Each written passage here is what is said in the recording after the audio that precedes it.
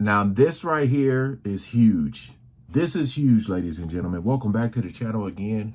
Got this video from the Truth Is channel, which I'll leave in the description so you guys can check out more and even subscribe. This title here, Akademiks Just Risk It All Exposing Roc Nation. Now, you guys know Roc Nation with Jay-Z and them. There's been a lot of stuff going on. The whole Tory Lanez situation with Megan Thee Stallion.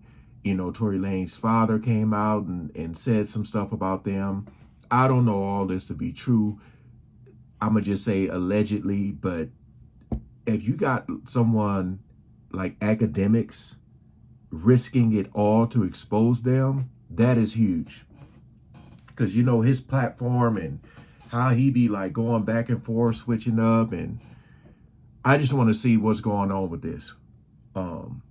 Because y'all know, I think somebody came out and said Tory Lanez didn't do what they said he did, or what he got, you know, convicted of with Megan Thee Stallion. Someone else came.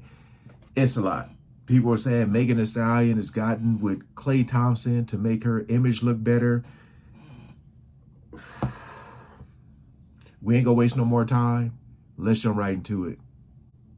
Ever since the Tory vs. Meg trial, people have been looking at Roc Nation differently. While they are considered one of the most successful and influential record labels in hip-hop, they have earned themselves another more sinister reputation: gatekeepers who decide who shall rise and who shall fall in the industry. Many people believe that Roc Nation might have played a part in not only the incarceration of Tory Lanez, but also the downfall of many other artists in the industry. In many situations in the past few years, there have been a trail of breadcrumbs that always seem to lead back to Roc Nation. Just like we saw with the Meg vs. Tory trial, it seems that once Roc Nation sets their eyes on you, you gotta be real careful what you say and do. This is something that DJ Akademiks has learned firsthand, as after he chose Tory in the Meg trial, Roc Nation has gone after him. They're dragging him into a lawsuit to teach him a lesson. Recently, Akademiks was subpoenaed by Meg's lawyers to attend a deposition. The only thing is, they didn't expect Akademiks to expose them publicly, as Akademiks went live and showed proof that could suggest Roc Nation could be behind this entire Tory Lanez takedown. Damn. Hey guys, I hope all is well. Welcome back to The Truth Is, where I drop new videos exposing the truth weekly. In today's episode, we will be talking about Akademiks exposing Roc Nation. Let's get right into it.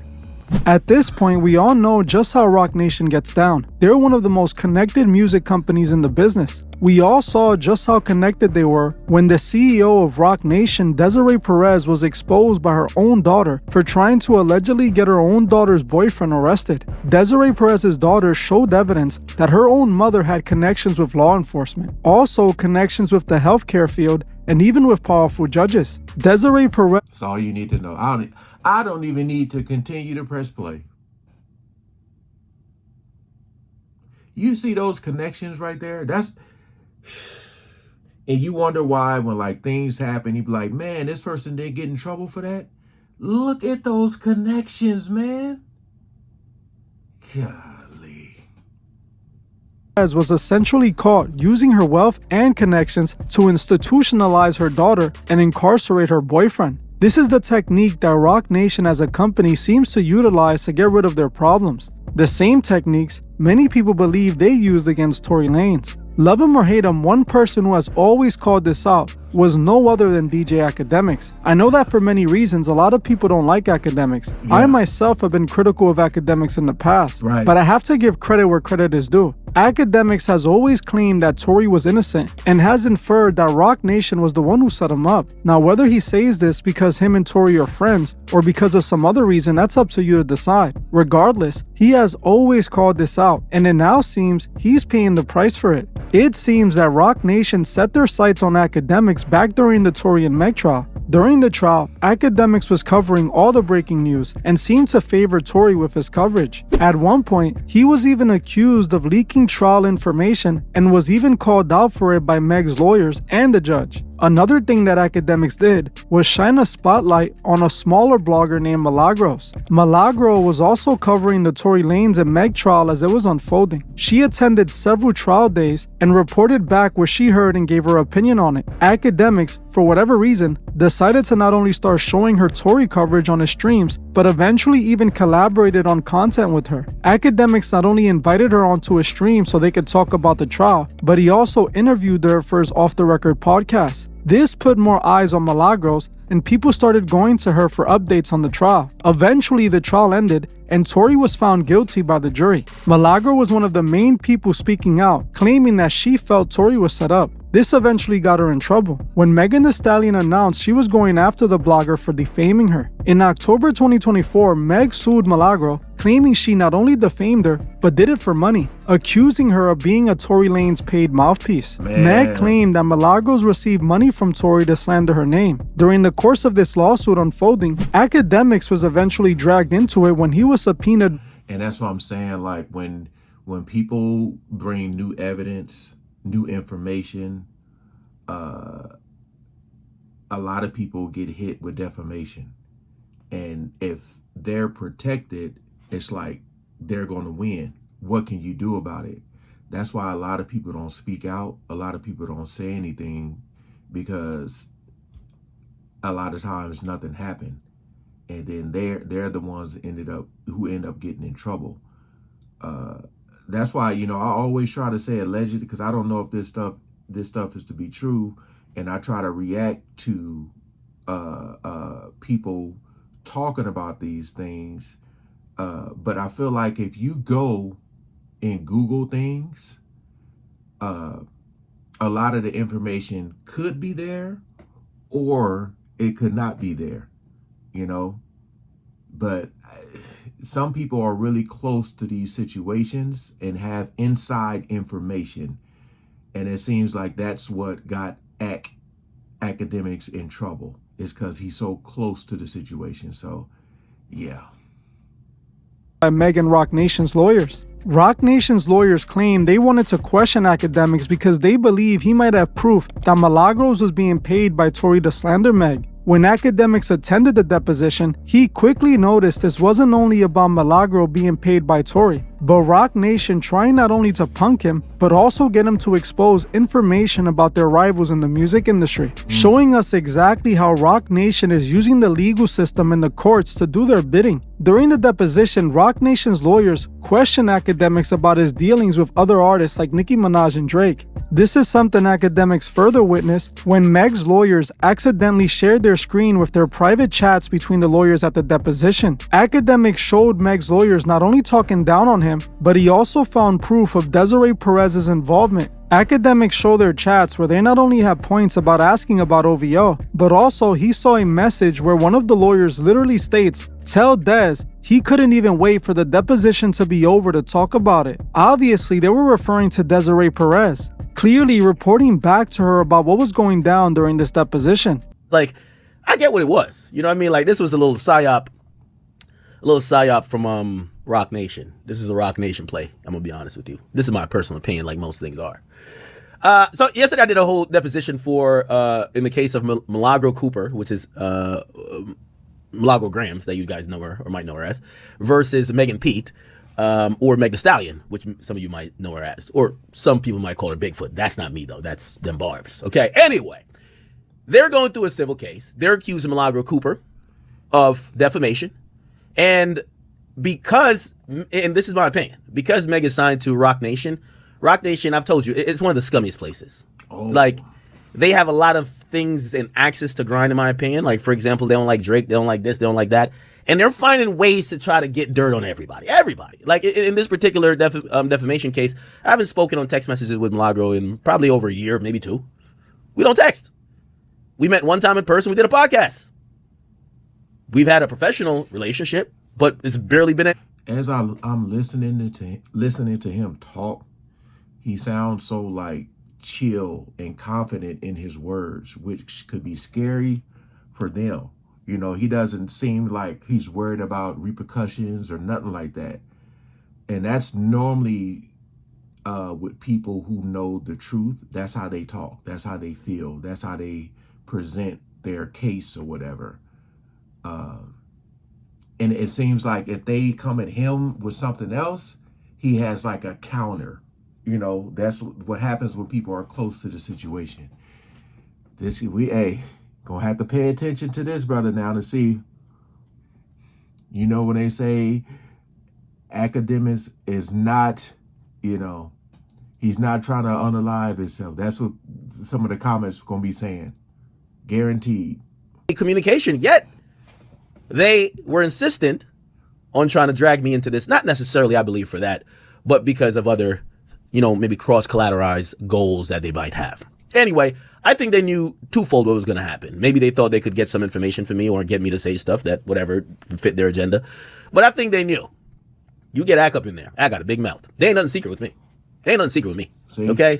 So you ain't got to wait for the transcript when it comes to Ak. Oh, this is a top law firm. Jay-Z, Quinn Emanuel, that's a law firm. By the way, I went toe-to-toe with him. No lawyer with me. I was just there. I'm just there weighing it. You feel me? If you want to know who are these people, this is a court reporter. Type in. This is the main lawyer that is operating from Quinn Emanuel on this particular case for Megan Pete. This lawyer here, which you're going to see how interested it is, because we got their names. We could Google them. We could Google them. She works at Quinn Emanuel. Matter of fact, let's Google him now. Oh. Marie, this is her right here. Let's go to her Instagram, shall we? This is her right here. Team Roc. Don't have to look too far to see what Team Roc is. Okay, you don't have to look too far. We don't have to look too far. So they asked to put up an exhibit. They say, hey, exhibit girl, could you put up an exhibit that we want to show Ak? Shorty, instead of putting up the exhibit, shows her screen. And I see the chat. I see the chat of the conversation happening with the lawyers. Oh, you want to see? Here's a screenshot here. Bang! Quinn Emanuel, look at this. Look, I don't know why they're talking about OVO. What is OVO? I don't know why Quinn Emanuel in their Slack, I think this is Slack, is saying OVO. I don't know. Then the other one says, Marie, good. I got more than we thought we would on that. Just make sure you're sharing the right screen. So she did it once. And the other ones are saying, yo, you shared the wrong screen. Like, look, I'm talking their ear off. They said, if he won't shut the up, I'm never getting through this. Yeah, I had a lot to say. This is the interesting part. Tell Dez. By the way, I posted we had a break. I told him I wouldn't be on my phone while I'm answering questions. But these lawyers, they couldn't either hold their bladder or something while we were doing it. They're like, yo, we need some more time. We got to go to the bathroom. I'm like, damn. Yo, what y'all got in the cafeteria up there at the Roc Nation lawyer offices? She says, and this is where I realized we got you. Y'all are liars. Tell Dez. If you're the lawyer for Megan Pete, why would you need to tell Dez? Who's Dez? The only Dez that I know, and I could be wrong. Desiree Perez, the co-founder and chief executive officer of Roc Nation. So you did this. So with y'all sitting there with me for 7 hours claiming that y'all had zero affiliation. And that, yes, even if y'all did represent Roc Nation, this is a Meg Thee Stallion thing. My conduct in that deposition, y'all are in an internal chat reporting, go tell Roc Nation CEO this. Akademiks is posting about. That's when people say caught in 4K, this is what they mean. Or they say GG's, this is what they mean. See, I tell y'all, this industry is really dark, man. And it sucks too, man, because there's a lot of good music out there, a lot of really good artists. And you want to go out, have a good time and dance and stuff. But a lot of years we've been dancing in the darkness. A lot of years. And what I mean by that is, it's a lot of wicked stuff that goes on in this industry, man. And a lot of wicked artists and people that we support blindly. But all I'm saying is it's never too late. Once you know and find out who they are, just walk away. Just walk away. We've all been, supporting these artists, man. I swear, when I hear certain artists come on the radio or my playlist or whatever, just because you may listen to Spotify, you may listen to something, I just skip right to the next song. I don't even want to hear it at all. Damn. The deposition. Come on, gang. Come on. When I tell y'all that Roc Nation, Desiree Perez, in my belief, is lining the whole industry up, and everything, even the Meg Thee Stallion, the Halle Baileys of the world, if you connected to Roc Nation, trust me, they're cooking up some type of poisonous secret sauce to get your ass. Y'all think I'm lying? Well, here it is in 4K. The lawyers of Megan Thee Stallion, because I posted a story saying, yo, I'm in this deposition, they're asking about Drake. She says, tell Dez, I said he couldn't get to the end of the depo without posting about it. All these names, it'll be interesting to figure out who these people are. Kayla Fleming, Julian Scholem, Joseph Bashi. They're probably pretty good. They're probably pretty good guys. I have nothing wrong with Quinn Emanuel, but I could tell that Roc Nation is a puppeteer pulling them strings. That's not onto y'all, chat. This particular deposition, I'm not a defendant. I'm not an involved party. They claim that I might have discoverable evidence. That's why they've subpoenaed me. And the subpoena required me to do a deposition that they should have been asking me about my knowledge of any information that could help or hurt the defendant or the plaintiff. And the people they asked me about was people like Nicki Minaj, Drizzy Drake. Hey, did Drake ever pay you? Did he ever do this? In the deposition from Meg, they're saying tell Desiree. This was very interesting and extremely revealing. While Roc Nation and Desiree Perez have denied the rumors of being involved in the takedown of Tory, it's strange to see Meg's lawyers talking about reporting back directly to Desiree Perez. Why does the CEO of a massive company like Roc Nation have so much interest in a lawsuit filed by Meg against a random blogger? In my opinion, Desiree is deeply involved in this Tory takedown. We always hear her name when things like this happen. I wonder why. Also, it's interesting to see Roc Nation trying to gather dirt on Drake after Drake sues UMG, which is in a partnership with Roc Nation. I know people think Roc Nation is an independent label owned and operated by Jay-Z, but that is not the case. A simple Google search would reveal that Roc Nation is under UMG, the same label Drake is suing. Now, all of a sudden, Roc Nation's lawyers are asking questions about Drake. It's pretty obvious what's going on here. Like I said in my video about Drake's lawsuit against UMG, they're going to find any way to bring Drake down. During the deposition, I haven't seen that video, but the truth is posted a video saying they're trying to do to Drake what they did to Michael Jackson. Now, everybody is like, going at Drake because he's trying to sue the record label and this and that. And I get that. I after gathering this information, although I haven't seen that other video, I tell y'all these record labels be shady, man. They do. And I'm not even a fan of Drake at all. But,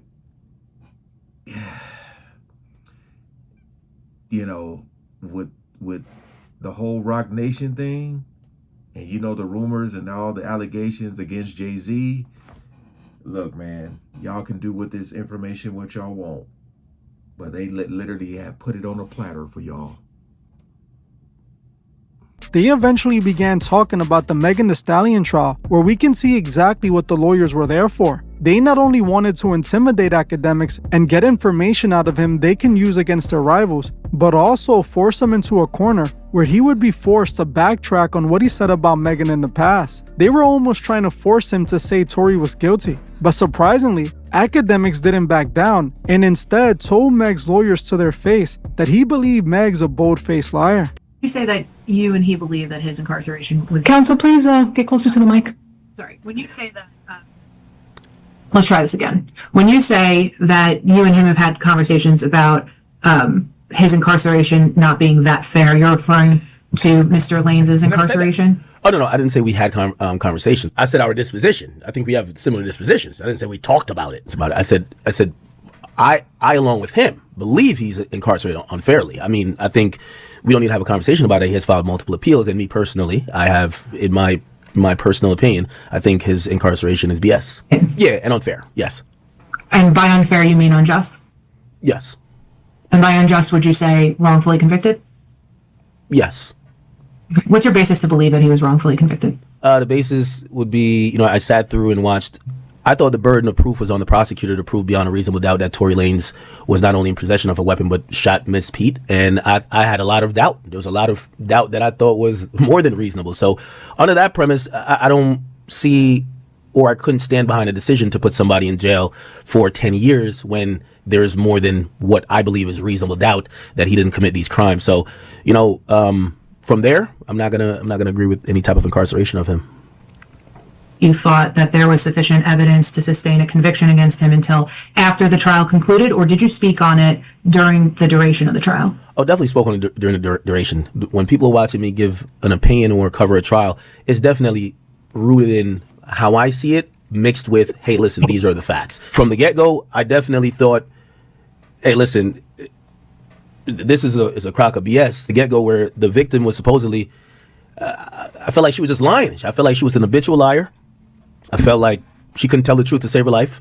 And then now when it relied on her testimony, along with a couple other things from what I've seen, but her testimony definitely was an important factor. Just to interject real quick. When you say a couple other things, you mean other evidence that was admitted at trial and considered by the jury during the criminal trial, right? Yes. Right, like bullet fragments pulled from her feet, right? At surgery. Say again? Okay, let's try the question again. She just objected to form. That's okay. You can still answer, but I'll repeat the question. Another form is that it's assuming facts, not in evidence. Okay, that's not an objection during a deposition, but okay. One of the forms of evidence was metallic fragments that were pulled from Miss Pete's feet after surgery that was admitted into trial, right? Yes. Are we? I mean, I could broadly lay out why I feel that way, unless you're trying to get me to agree or disagree with each single point. The point of, and I'll sum it up for you. I'm going to think someone is a liar when they get pulled over by the police and they tell the police I stepped on glass. I didn't get shot. Oh, you did it? Oh, man. I mean, no, sir. And I remember when this came out, people were talking about how they were saying that Meg didn't snitch on Tory. They were saying like he did it, but she didn't snitch. That's what they were saying. And then other news end up coming out. I didn't get shot. Oh, you did it? Oh, man. I mean, no, sir. And it doesn't come out later until you're mad. I like to stay out of those things because people's objectives change over time. So if I was supposed to believe this person who ends up being the star witness, when she first gets pulled over, she stepped on glass.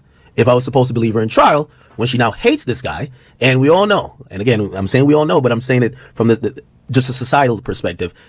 Listen, there's no girlfriend that's going to have a bad breakup with you and then go say, this guy is the best guy ever. Story's always going to change, perspective change. Then she says, no, he shot me. So again, I'm going off of those things, and I like to believe women. So when she tells me one thing and then she tells me another, I don't know what to believe, right? And to me, that's doubt already. That's doubt. Okay. Well, let me ask you this question. And you didn't even go to a single day of the trial in person, correct? No. Okay. And you understand that after the trial, a jury came to a verdict, right? I mean, that's how trials go. The verdicts is usually... Right. And in this case, a jury did come to a verdict, correct? Yes, they did. They did. They convicted him. I still... That's right. And they came to that they came to that conclusion unanimously, right? Yes. And I still disagree. Okay. But unanimity means that all 12 juror members signed on to the same verdict, correct? Yes. After hearing all of the evidence, all 12 individual members of the jury agreed that the prosecution had proved beyond a reasonable doubt that Tory Lanez shot Megan Thee Stallion on June 12, 2020, right? So I've never argued what the... Alan, it's a yes or no question. Yes, I've never, but it's a non sequitur because I've never said it's not a non sequitur, Mr. Allen. It's a question. A non sequitur because just starting from what I said what I believed. You're telling me what the jury did. Me and the jury are not the same people. So, for example, understood. OJ Mr. Allen, get acquitted of murder, but there are reasonable people who believe he did it. I don't have to accept what the jury said just because it was unanimous and they saw quote unquote all of the testimony. Also, I don't even believe that. That's part of his entire appeal. We have what's part of his entire appeal? What's part of his entire appeal? Well, there's evidence and testimony that I think is. Let me lay this out. Megan Thee Stallion is a flat out liar, in my opinion. What's your basis for saying that she's a flat out liar? I've seen her say something on Gayle King, and then when it came to being questioned by the prosecutors and being on the stand, she said something different. If that's not a lie, you tell me what it is. Okay, so she was clearly intoxicated that night. I don't think that's a something we have to debate. Kelsey intoxicated that night. Okay, Tory intoxicated that night. The only person that was not intoxicated, the only person I wanted to hear, I don't want to hear from the drunk people. The only person that was sober that night was Jaquan, or whatever his name is, Jaquan. He's the person I want to hear. Again, from what I've seen, Tory's team, they definitely fumbled that because they should have had him testify. He didn't testify. But if I'm a person, again, I'm not saying if we didn't accept the jury's decision, we would have went to break him out of jail. And we're talking about we as a collective in terms of the people of the United States. But we accept that a jury, when they do their job, they do their job. So we accept all their decisions. doesn't mean that we have to agree with the conclusion they came to. No one's saying the jury didn't come to a unanimous decision convicting him. What we're saying is, despite that, we believe that he's being held in jail. And maybe I need to define this. When I say unfairly, we don't believe, or I don't believe, that he shot this woman, as the story is presented via how the trial went down. And what is your basis? So, what I fail to understand is, as somebody who did not sit through the trial, did not hear through all the evidence, what is your basis for your belief that he did not shoot Megan Thee Stallion, although a jury of 12 who heard all the admissible evidence disagrees with you? Argumentative. All right. So, Mr. Allen, what I was asking was, can you explain to me the basis for your belief that Mr. Lanes did not actually shoot Megan Thee Stallion when, in point of fact, a jury of 12 determined that, based on all of the evidence that they heard, that he did? Ma'am. Objection as to form. I'll answer the question, but I feel like we are going in circles. I flat out stated that, again, I could lay out 20 points if you want to just consume and eat up time having me do that. But the initial basis of me believing that this did not happen, as how, yes, he is convicted, is because I believe Meg Thee Stallion is a liar. She lied initially. She lied on the national news. And I am skeptical that the truth finally came out in court. Based on that, there are alternate theories that I feel and is suggested that that is more a, and again, this is from my perspective. So I'm not sitting here saying the jury did not. Okay, we accept. There's alternate theories other than him shooting her that would even substantiate why, first of all, maybe he's just the worst shot in the world. If he's shooting a chick and shot 5 times, not one of them directly connected, it's hard for me to think. It's a man and a woman. I get it. Meg is like this behemoth of a person, and Tori's this little small dweeby dude, whatever. But it's very interesting, and it doesn't make. Again, I'm using common sense. I get it. As you can see, the lawyer gets very defensive when Meg was called out. She went on the attack almost immediately, even when Akademiks repeatedly said it was just his opinion and he didn't believe her because she was a liar. This again shows how Roc Nation is taking advantage of the legal system to intimidate and force people into submission. That's why they have no issues with coming after Milagro and suing her for money she likely doesn't even have. It's all about teaching a lesson and trying to keep people from talking about them. They want to bully people like me, covering their disturbing ways, letting us know that they have no issues coming even after smaller platforms that expose them. They want us silenced. Now, while Akademiks exposed Roc Nation with his deposition, he also kind of exposed himself, admitting multiple times that he is just a paid mouthpiece for the labels. During the deposition, Akademiks admits the obvious that I've been saying for years now. He gets paid by all the major record labels in order to promote and market their artists on his platform. So they start asking me, well, who have paid you to promote their shit? You've pimped and I've said that. I pimped the record industry. I'm very proud of it.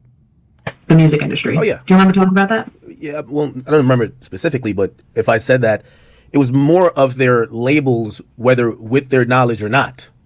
Are there any other record labels that you haven't already told me about this morning that have paid you to promote one of their artists? That pretty much encapsulates all of them, right?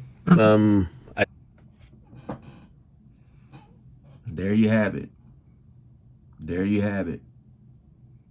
So again, it's like when you be seeing a lot of these streamers and stuff, a lot of these huge channels, these platforms having rappers and stuff, it's a lot of stuff that goes on behind the scenes.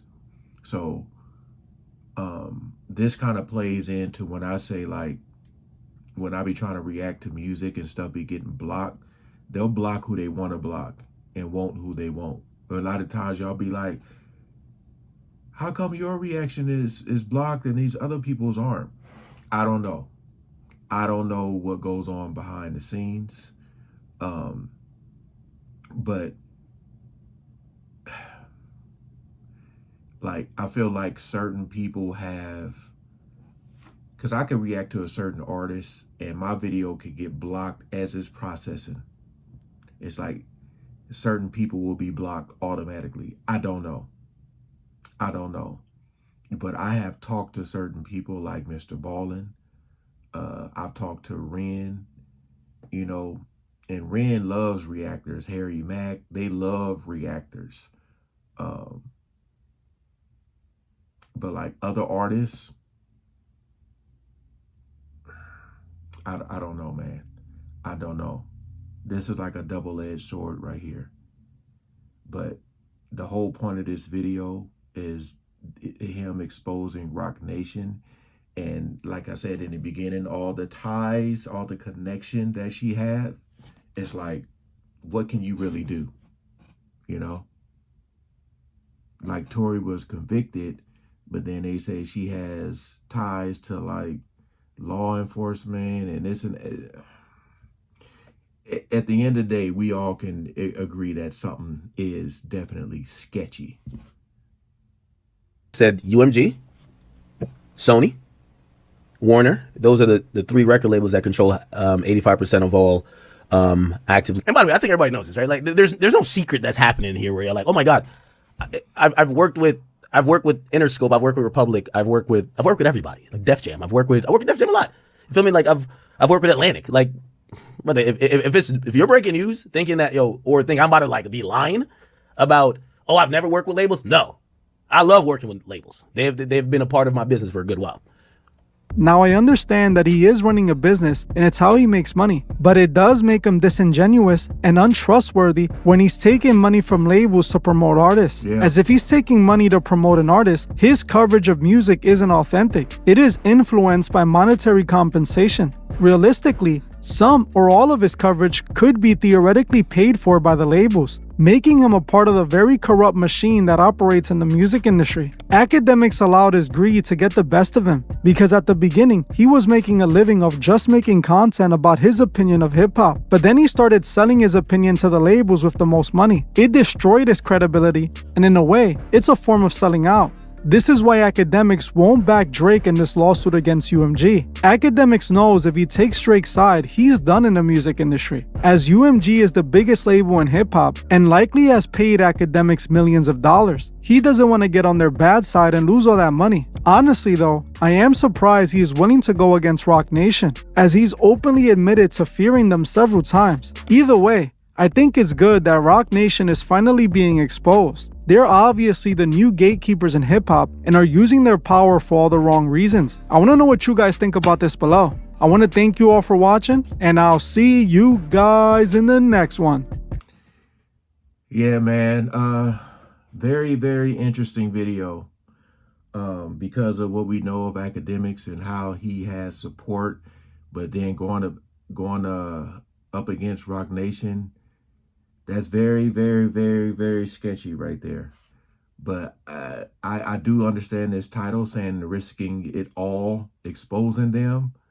I feel like a lot of people are shocked and surprised at his stance on this. But yeah, I feel like we all can agree that certain people are protected by the highest of the high in this music industry. And some people just can't be touched. And we'll see what comes of this. Appreciate y'all coming over and watching, man. Peace out.